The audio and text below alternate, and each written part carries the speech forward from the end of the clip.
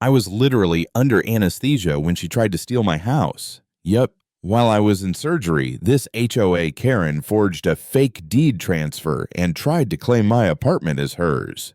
But she picked the wrong guy. See, I'm not just some tenant with oil-stained jeans. I own the biggest custom auto shop in the county, and I've got more cameras than a casino. The first thing I saw when I got out of the hospital was a long red gash carved right into the side of my Dodge Challenger. Cherry red ceramic coat, limited edition. She ruined it like she was gutting a turkey. But what Karen didn't know was that she did it right in front of 3 motion-activated cameras. One on the dash, one on the balcony, and one, get this, on the HOA building's own front porch. Full HD, multiple angles, perfect audio. She even hummed while doing it. I didn't yell, I didn't storm out. I just stood on my balcony and sipped my coffee like it was popcorn. That car wasn't just paint and horsepower. It was mine. My business card, my joyride, my brand.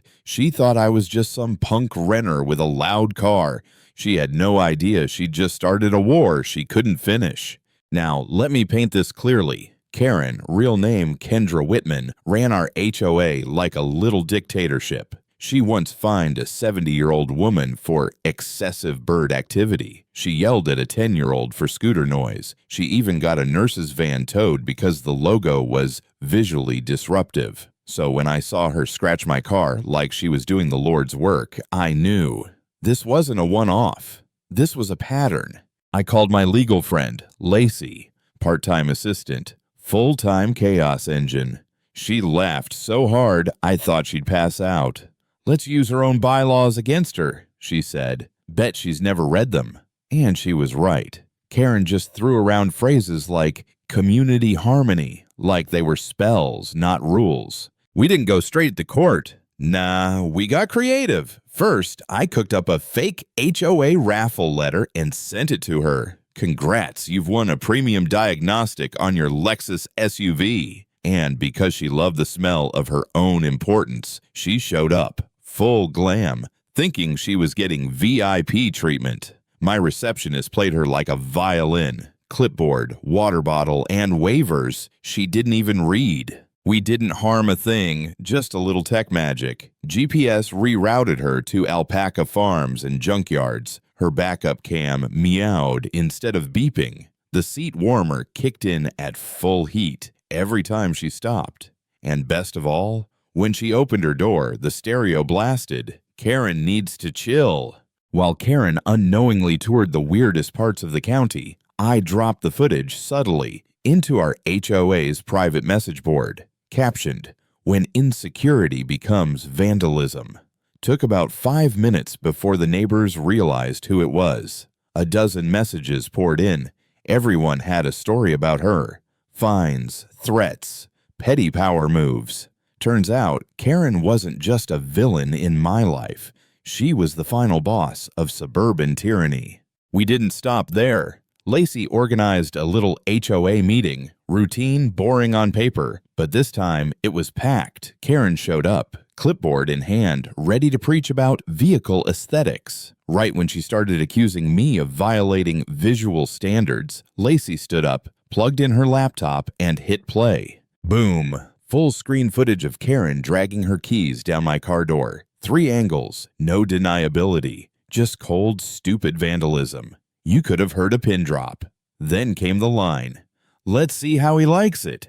Straight from Karen's own mouth, caught on my dash cam. Karen panicked, claimed deepfakes, neighbor conspiracies.